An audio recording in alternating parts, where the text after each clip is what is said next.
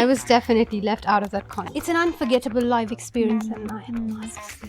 I'm there at the awards ceremony, and it's just like, oh my god! And then all these people are looking at me as like, just do it. You're used to it. You know how to do it. Just give Hang him. on, is that McCartney one? No, not Paul McCartney. Yeah. I do Sorry, like that I one. love the Beatles.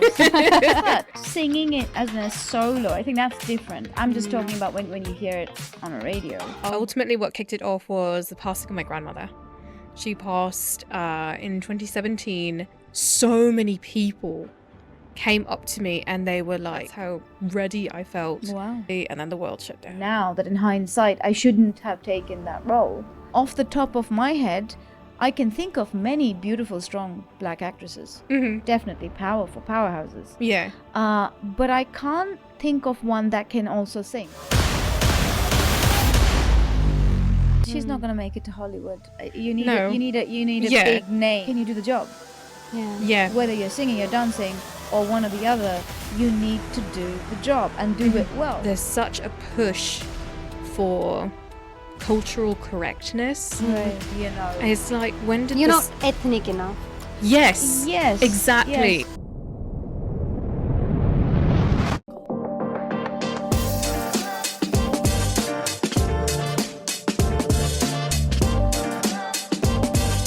Off book, on air.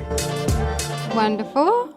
Monica Garcia. Have I pronounced it right? Yeah, you did. Yeah. So I'd say the Indian thing. I'd say Monica, oh my darling. is that like from the movie? Yeah, it is. This is from song. It's a song. It's a song. I even addressed Monica like that in an email, and then I was like, apologies. And on that note, welcome, Monica. Hi, thank you for having me. Thank you so much for making the time. By the way, before we start, we need to acknowledge this. We need to, okay? Boots, jacket. I'm just saying, okay? Yeah. And in case the Texas girl. camera didn't notice, kick those boots up. Yay, twinning. Wow. We're totally twinning, okay? I was definitely left out of that conversation. I'm sorry, but you're a knockout in this beautiful Thank dress. You really are. Thank you. You wore this Okay. to Wicked, didn't you? I did. How was that? It was amazing. Oh, Can I just say they say it in the metro everywhere that you see the advertisements say it's an unforgettable live experience, and I must say it is. It is, isn't it? And thank you, Tani. Oh, what have I got to do with it? I don't know what you're talking about. It was a birthday present. oh, Yeah. that's a great birthday present. So I was like, bonus? And then I thought, you know what? Let's just get front row seats to Wicked. There you go. That's amazing. Yeah. So That's a bonus right there. It was I'd a take field that. trip. It was a birthday present. It was research. It was everything.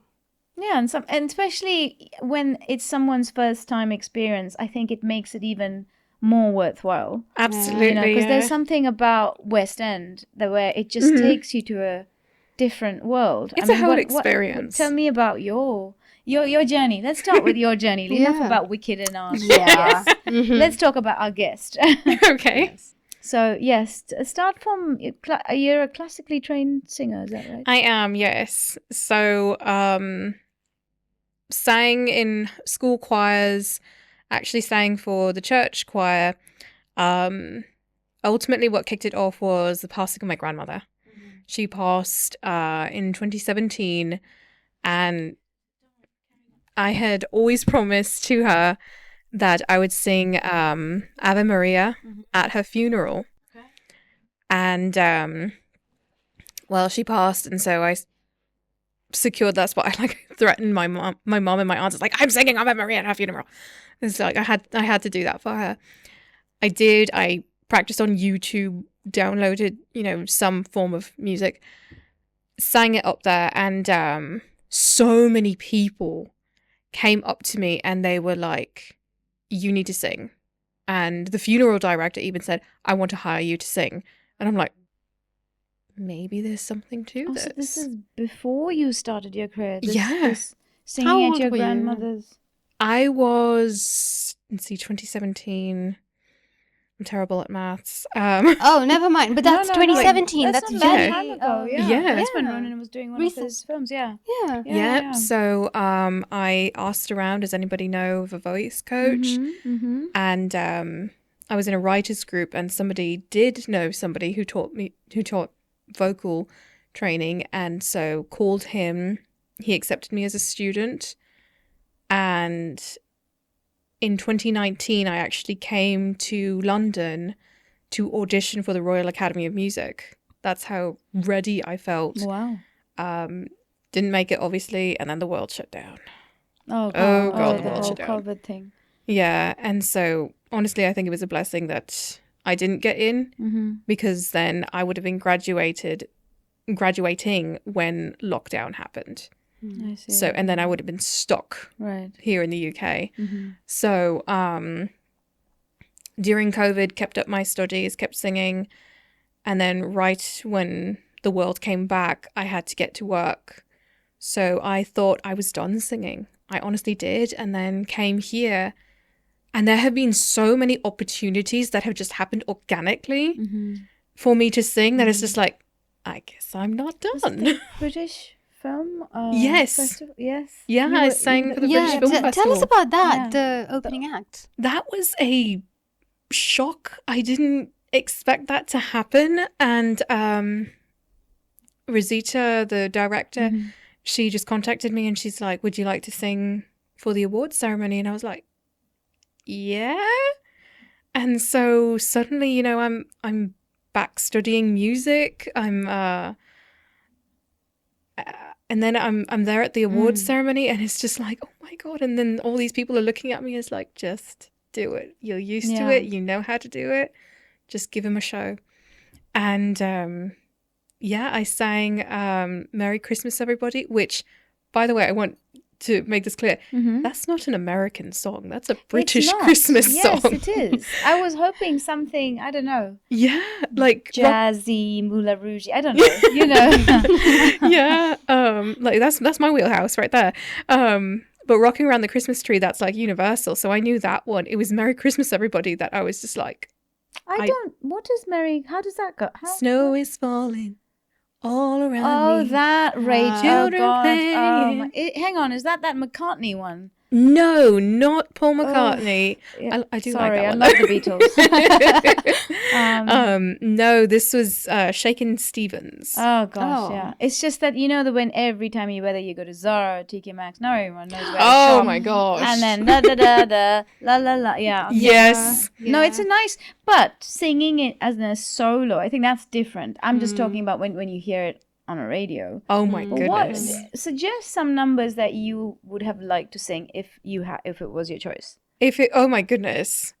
So when it comes to Christmas music, I'm very classical. Like give me like Veni Veni Emmanuel, give me Silent Night, give me I love medieval music. Ooh. So it's not necessarily like party music or like awards ceremony stuff. Everyone to their own. You know? Yeah. I like it because it's so complex. Right. And this was music where you didn't have instrumental accompaniment. And if you did, it was a harpsichord or it was an organ. So you had to make every note count. Right. So that's the Olympics for me. Because that was when music as we know it was getting started. Yeah. So give me the medieval stuff. Anytime. Yeah. Let's talk about film and music because we've got a classical singer, stroke actress. Monica was also Stroke recently in writer. one of our productions, TGDC Productions. Thank Which you. you can find, Dinner Party, directed by Rachel Solent. Oh, there's huge, all marketing merch now. Merch moment. Right here. But This is a paid I want to sponsorship. involve you because you have a vast knowledge in Bollywood films, and as we all know, when you're auditioning for a Bollywood movie, no one's interested in your acting skills. Yeah. Can you dance? Can you sing? Yeah. Okay. Yeah. Now, what about Hollywood movies that are like, okay, there's La La Land, right? Now, I don't know if you heard of the Nina Simone fiasco. So Nina Simone, they made a movie a couple of years ago that got shelved. It was with the actress from Avatar. Zoe Forgot her Saldana. name. That's the one. Okay, so she's a mixed race, I guess. You know, Cuban, Latina. You Yes. know, a whole mix. Beautiful actress. And she came out saying, you know, now that in hindsight, I shouldn't have taken that role because there's so many strong Black actresses who could have taken that role as a singer, right? As an actress who can sing. Yeah. And I'm thinking off the top of my head, I can think of many beautiful, strong Black actresses. Definitely powerhouses. Yeah. But I can't think of one that can also sing. Correct me if I'm wrong. I don't know. It's just maybe I'm ignorant and I don't know a beautiful Black singer as well as actress. The only one who's really coming to mind is Audra McDonald. What was she in? She mostly does Broadway. Okay. But you may have heard her. She was in The Gilded Age. Okay. Oh, okay. Yeah, she was the mum. Right. One of the mums in The Gilded Age. But she was also in Beauty and the Beast. She played the wardrobe. She's not going to make it to Hollywood. You need a Yeah. big name. Yeah. Right, Yeah, and that's the thing. It's not. I'm not saying Hollywood is, you know, yes, the whole whitewash and blah blah blah. But it is important to have an actor, actress, or whoever you choose to call yourself. Can you do the job? Yeah. Whether you're singing or dancing or one or the other, you need to do the job and do it well. And you're only going to employ it if you have a massive following. Absolutely. You know? And It's a sad truth. It is a sad truth. Another thing that I also think is that when it gets into like ethnicity, there's a big push for, say like me, Latina, to sing only in Latin style. So there is a huge push in my hometown, El Paso, Texas, to sing mariachi music. Which is a unique style. Right. And they do have a lot of operatic features, but singing in opera allows me to sing jazz, allows me to sing pop, opera, as well as mariachi. But there's such a push for cultural correctness that there could have been, you know, an amazing Black actress who could have sung, but many people who don't want to hear ethnic actors sing other genres of music. Interesting. So like with Whitney Houston, she was constantly critiqued for not having a Black sounding voice. You know, she wasn't urban or you know. It's like, when did You're not ethnic enough. Yes, exactly. Yes. Well, like, you know, as a classical dancer, you're a classical singer, as a classical dancer of Bharatanatyam and Kathak.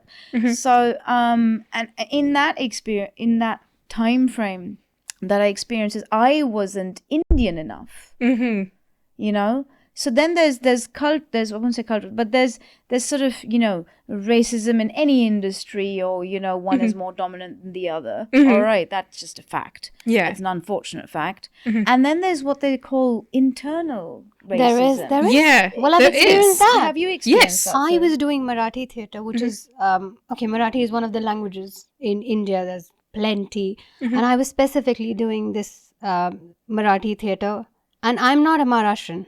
I'm not someone who speaks Marathi by birth. It was something I learned for theatre. For the record, there are many languages in India.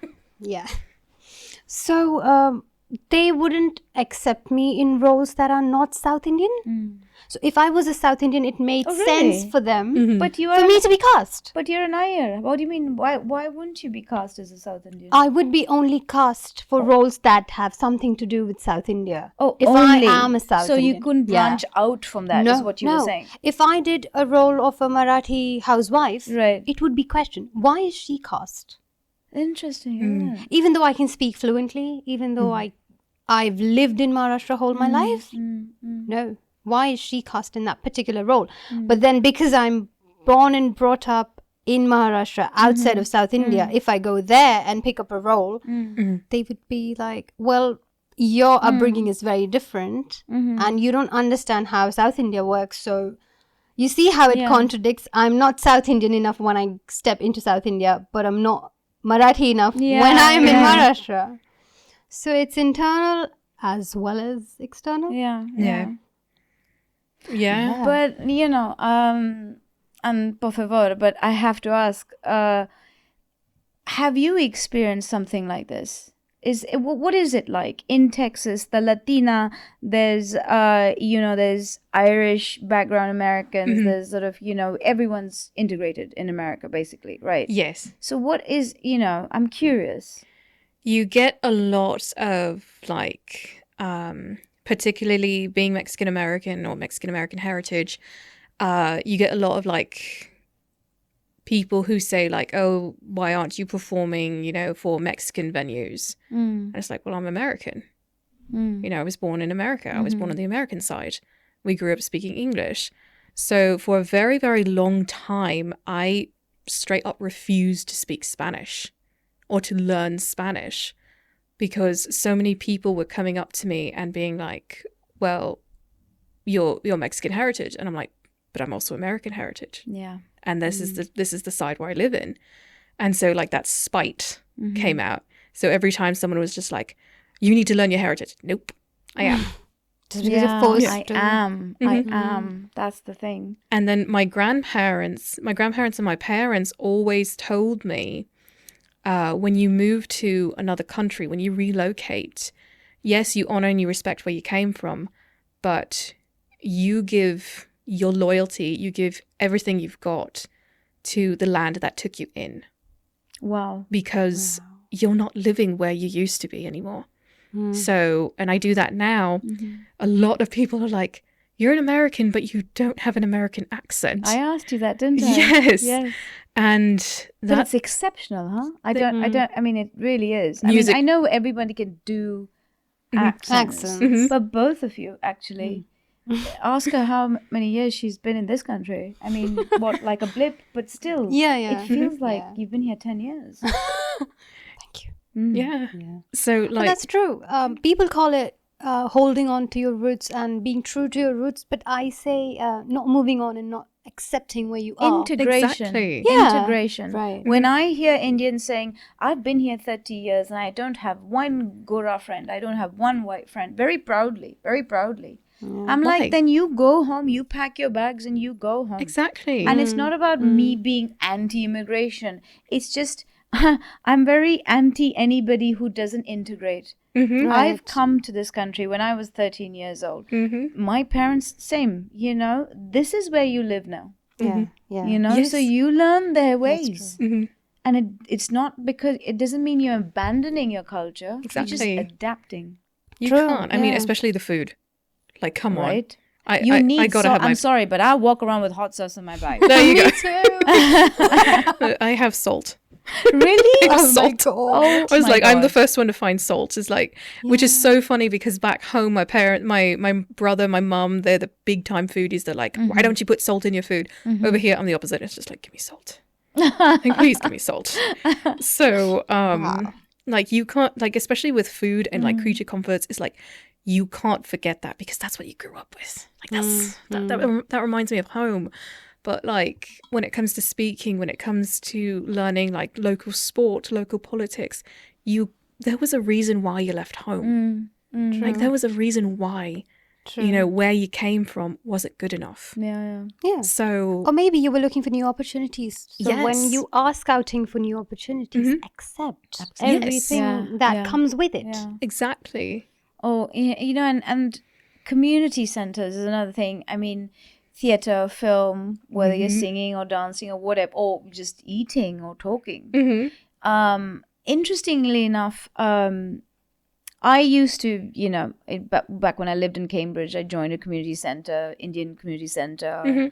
And I don't know don't ask me why, but Japanese community center, because I want to, you know, see different cultures. And came back home and my brother said something very interesting. Nevin said, I don't like community centers. I said, but why not? He says because it's just they divide. They don't integrate. They divide cultures. Good Yep. point. I agree. They're designed for you to mix. But I have never seen, say, a bunch of white people at some South Asian dance Diwali festival. Maybe your token, English white husband, probably mine. But doing the Bollywood whatever. It's like the employee yeah, union, and then they alienate you. Yes, Yeah. yes. Yeah. And slowly you shoot out, and as a result, they don't mix. They just don't mix. The Japanese stick with the whatever. Yeah. And again, it's just an observation. It's not a criticism. No. When I came here, I made it a point not to go to Mexican food restaurants that were probably more Mexican than anything I've ever eaten. Oh, really? I made it a point not to go to like American cultural centers and stuff like that because I'm in England. I want to learn England. Right. I want to learn London. It was a shock to me just how regional, how sectional London is like. Northwest London is so different from South London, from East London. It's just like, oh my goodness, it is. And like, she lives in North London. I live in Southeast London. They're poles apart. Tell me Yes. what your I call where she lives Tibet because it's so far. Yeah. 500 trains to come to me. Yeah. Like, okay, tell me what is it like in your end? Because firstly, North London is really crowded Really? all the time. it is, Isn't it? Seriously? You mean there's nobody there where you live or what? Sorry. Nobody where you live. Yeah. There's a lot of But you're people. in the centre. You're in Notting Hill, close. Notting Hill. Okay, look at not that Notting Hill. The one where Julia Roberts and Hugh Grant just magically walk down the street. It's It's just just a girl asking a boy to love her. Yeah, not that one. I joke and say like the maids who clean that part of Notting Hill. Yeah, that's where I live. Like on the outskirts, on the outskirts, yeah. on the of Notting Hill. On the border. Yeah, there we go. Yeah. So it's not that crowded, you were saying, in where you are. No. Oh, you said not that crowded. I say it is crowded. Yeah, in North London, it's very crowded. Southeast London is not like that. Unless there's some sort of carnival at the Broadway, you don't see people. You don't see a lot of people. And what about integration and all that stuff? Like, do you think it's kind of mixed? Do they have that same community? I only speak to one of separate? my neighbors. She's a lovely old woman. I don't know any one of them. Well, they write Christmas cards like Merry Christmas, 97 so and so road, Oh, okay. because they don't even know your name. Yeah. No, that's a British thing. The neighbors giving Christmas cards. I'm like, not once have you said hello or can I help or anything. Even ask me my name. But happily, Really? Christmas cards I'll get from my neighbor. Oh, Christmas Yeah, cards are But cute. depends where you are. This was Cambridge, 19 years in Cambridge, Did they and know I your never name? said hello to anybody other than a lovely old lady who passed away, Vera. She was fantastic, Jamaican lady. Really? She was 80 years old, working in a pub. Oh my goodness. Yeah, Wow. and don't eat no butter. And I'm not trying to do a Jamaican accent. Do not throw hate on me. But when I talk to Vera, or when I talk to, if I'm talking to a Latina, my accent is just automatic. Somebody was asking me that. They were like, why do you go so full on, I am Indian, or when you're talking about, I think it's again adapting, because if I It's got a tongue. speak with my BBC accent to say somebody from Patiala, Punjab, they'll be like, huh? Say, I can't, huh? What? Like, what are Yeah, you saying? yeah. What are you saying? So then I just go into my Indian mode, and then I'm a little bit, I'm going back to Chandigarh, and you can already hear my accent is, that's Yeah. a sing song. There's a rhythm to it. There you go. And then I love it when you say, whether it's Latina. I love that, I just love this. Yeah. But But yeah. it's called code switching, basically. Is it? Is yeah, that what it's called code switching. I think so, yes. Yeah. And I see that people who are multilingual, all of us, we switch like like that. Although it did take me 3 days to get back into my American accent when I went I home for can. Christmas. I dear. really Oh, want to hear poor the thing. I next half American accent. I want to. Let's all change our Yeah. accents and see Yeah. bilingual. Give our listeners. Yes. The listeners will be like, "Oh, Yeah. what the hell is going on?" It's a party in my ear. Party in my ear. I like that. Oh my goodness. But- It's difficult for me now But to when get you back go into back, the- when you go back home, do you switch automatically? No. No, This really? last time it took me 3 whole days Really? to switch my in, and it was just like a steady like decline. At that point I hadn't been home for about a year and a half. That's a while. So it took a good minute to get back into it. I love the American accent. There's something Yeah. about the American. I don't know what it is. It's so funny when I come over here and people are like, "Oh my god, the American accent," and then I go over there and they're like, Yeah. "Oh my god, the British accent." Yes. Yes, I can't win. My cousins who are all based in the East Coast are saying that, when we watch TV, all the ads are, with a British accent. Mhm. And then when we visit you across the pond, everything is like, do you want a chocolate? Well, It's a great American Yeah, accent. thank you. But when I'm with Rachel, Yeah. I'm You like, have an American. no, girl, like, Yeah. like really? And Subhashree's like, oh, you are just non No, but that's true with American people. Can't help it. Yeah. My best friend's from Sutton. Hi. So he's amazing. Okay. Sutton. He lives in Colorado. He has an American accent, obviously. But when I talk with him, Clicks. it's a bit of a switch, isn't it? Mm-hmm. Because But yeah. you good to use when you act. Have you ever tried different accents at all? Yes. Yeah. I've tried like the Mexican accent because I blend in really easily. I've tried a French, like a soft French accent, because for the longest time, I was bilingual, but I spoke French. Ooh. So a lot of people would look at me as like, Ed is bilingual. Are you bilingual? And I said, yes. And they start speaking to me in Spanish, and then I'd respond in French and be, huh? So I've done, like a soft French accent. I've kind of, like, in my mirror, tried a little bit of Arabic. Okay. Because out here, apparently, people look at me and they're like, "Oh, you're Lebanese? Are you North? I can see now North that you African?" A bit of mention it, Middle I can Eastern. see. Yeah, Yes. Yes. So it's like in my mirror with nobody hearing me. It is. You can play a lot. Yeah. Greek, Mexican, Mhm. Spanish, a lot. Definitely, Yeah. definitely. And if you go to Kashmir, Mhm. Indians are yes. as fair and light eyes as you. Yeah. Yeah. So you could pass off as a Punjabi girl. As a Punjabi girl. Oh my Punjabi god. girl. We We would need to love do to the dress Bollywood. you up in the Punjabi outfit. And Oh my this brings gosh. us to talking about Peahen Society. yes. Peahen Society. Yes, I want to talk about the characters in Peahen Society. Okay, Yeah. please. Yeah, no, you start by Yeah, so telling please tell us how- about Peahen how you Society. how it's started. So Peahen Society was a play idea that I had, and I pitched it to the British Film Club, Film Festival Film Club, and Tani came up to me right away and she said, "I want to hear more about this," and so pitched it to her, and she absolutely fell in love with it. It is a fictional story about the first woman-only tea house in Victorian London. And main characters are 2 best friends, Winnie and her best mate Sudeepta. Sudeepta is actually named after my best mate, one of my best mates. It was a case of tell me where you're from without telling me where you're from, and I love her name. And so, they opened up the first woman-only tea house in 1850, Wow. Baker Street, London.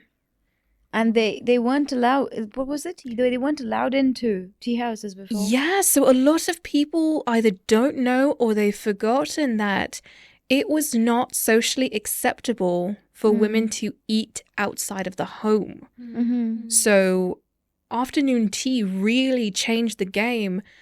People had tea for centuries, and there was a tradition of, retiring to take tea in the home. But it wasn't until the Duchess of Bedford became lady-in-waiting to Queen Victoria and, social conventions regarding supper that the late evening meal, it was usually had about 8 p.m. So she decided to take afternoon tea in her withdrawing room about 4 o'clock. And then it became, she had tea, she had sandwiches, and it became so popular that she started inviting her friends, the Queen being one of them. And it just exploded after that, the ritual of afternoon tea. Interesting. And especially amongst women, because that was, you know... That's such a social... I mean, that is what British... We say British, you think of Queen and tea. Yes. I mean, as anyone in any country. Yeah. Yes. It was nothing short of a revolution. Absolutely. No? Yeah. Absolutely. So there were, especially with the Twinings family, there were tea and coffee houses. Tea shops, women could own tea shops, but they just, you know, sold tea and then you took it home and then you made it. So tea and coffee houses, they were men-only spheres. Right. Men would go there, they would conduct business, essentially like Starbucks today. Right. You know, it's like people would go, men would go there, you know, they would have business meetings or they would have a coffee between business meetings. But to see a woman come in, sit down, have like a little muffin or whatever with tea or coffee, that was not done. And so that's where my story takes place, is Winnie and Sudeepta, they escape a tea park. Those were things. So there would be sectioned off areas of parks where people could, you know, go buy tea or bring tea, and they could have it together, but they would be, you know, chaperoned, properly chaperoned, you know, and just, you know, have a day out.